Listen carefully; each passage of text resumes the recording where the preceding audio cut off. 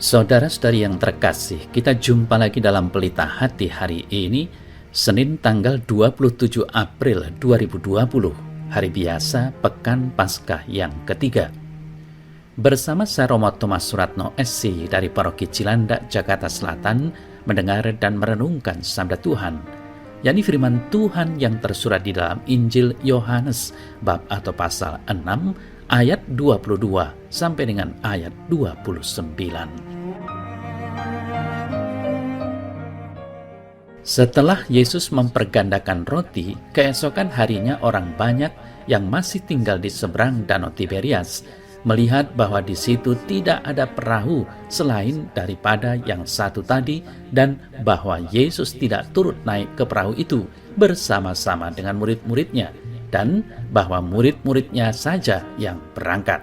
Tetapi sementara itu beberapa perahu lain datang dari Tiberias dekat ke tempat mereka makan roti, sesudah Tuhan mengucapkan syukur atasnya. Ketika orang banyak melihat bahwa Yesus tidak ada di situ dan murid-muridnya juga tidak, mereka naik ke perahu-perahu itu lalu berangkat ke Kapernaum untuk mencari Yesus. Ketika orang banyak menemukan Yesus di seberang laut itu, mereka berkata kepadanya, "Rabi, bila mana engkau tiba di sini?" Yesus menjawab mereka, "Aku berkata kepadamu, sesungguhnya kamu mencari aku bukan karena kamu telah melihat tanda-tanda, melainkan karena kamu telah makan roti itu dan kamu kenyang. Bekerjalah bukan untuk makanan yang akan dapat binasa, melainkan untuk makanan yang bertahan sampai kepada hidup yang kekal, yang akan diberikan Anak Manusia kepadamu. Sebab dialah yang disahkan oleh Bapa Allah dengan meterainya." Lalu kata mereka kepadanya, "Apakah yang harus kami perbuat supaya kami mengerjakan pekerjaan yang dikehendaki Allah?" Jawab Yesus kepada mereka, "Inilah pekerjaan yang dikehendaki Allah, yaitu hendaklah kamu percaya kepada Dia yang telah diutus Allah." Saudara-saudari yang terkasih, tindakan Yesus setelah memberi makan banyak orang dengan 5 roti dan 2 ikan mengundang decak kagum dari mereka semua yang mengalami peristiwa itu.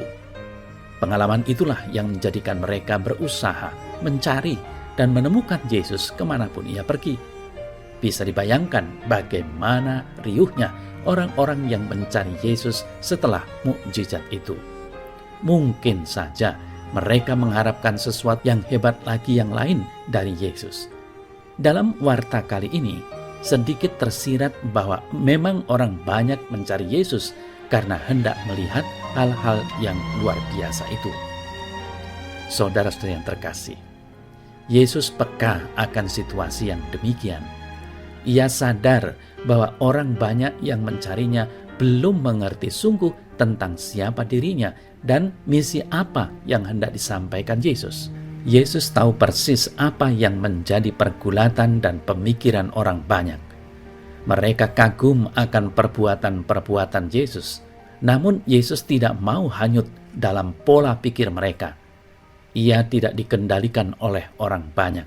Yesuslah yang mengendalikan orang banyak, bukan sebaliknya. Saudara-saudari yang terkasih, ketika orang banyak menghendaki Yesus membuat suatu keajaiban yang lain, Yesus justru mengarahkan mereka pada pemikiran yang berbeda. Yesus mengajak orang banyak untuk mampu mengerti secara lebih benar. Makanan jasmani memang penting, namun yang jauh lebih penting dari itu adalah makanan rohani yang tidak habis dimakan masuk ke dalam perut. Yesus meluruskan mereka supaya tidak mencarinya karena persoalan fisik belaka, karena kenyang oleh roti. Saudara-saudari yang terkasih, nampaknya orang banyak yang mengikuti Yesus adalah orang-orang yang mau terbuka hatinya. Mereka mendengar masukan dari orang lain. Menanggapi masukan itu mereka bertanya, "Jika demikian, apa yang harus kami lakukan?" Pertanyaan itu menjadi tanda yang jelas bahwa seseorang mau berkembang dan memperbaiki diri. Mereka tahu ada kebenaran yang lebih tinggi di luar pemikiran mereka, dan mereka senantiasa mencarinya. Ternyata sebenarnya mereka tidak hanya lapar secara fisik, namun mereka membutuhkan makanan yang mengenyangkan secara rohani, membuat jiwa mereka menjadi tenang dan damai. Saudara-saudari yang terkasih, berhadapan dengan orang-orang yang demikianlah, Yesus mengarahkan pemikiran mereka kepada yang lebih benar. Yesus mengajak mereka untuk tidak berhenti pada sesuatu yang kelihatan, yang bisa dirasakan, yang bisa diraba dengan panca indera. Yesus mengarahkan orang banyak pada sumber kekal yang hadir di hadapan mereka. Anak manusialah yang sebenarnya menjanjikan makanan keselamatan kekal. Dialah jaminan makanan itu, dan dialah yang menjadi makanan itu sendiri. Setiap orang yang menyantapnya tidak akan lapar lagi, dan senantiasa ada janji keselamatan kekal. Saudara-saudari yang terkasih, bagi kita tidak mudah mengikuti kehendak orang. Kebanyakan tidak jarang menjadi kebenaran yang perlu kita perjuangkan. Mengarahkan orang lain kepada pemikiran yang lebih benar dan lebih kudus adalah salah satu keutamaan Kristiani yang perlu menjadi bagian dari hidup kita. Jika kita hanya mengikuti arus yang seringkali ada hanya karena keinginan fisik, apa istimewanya kita sebagai orang Kristiani? Santapan Ekaristi menjadikan kita istimewa, mempunyai janji keselamatan yang senantiasa kita pelihara dan kita jaga. Ya Tuhan, syukur atas Ekaristi yang boleh aku nikmati setiap minggu, bahkan setiap hari.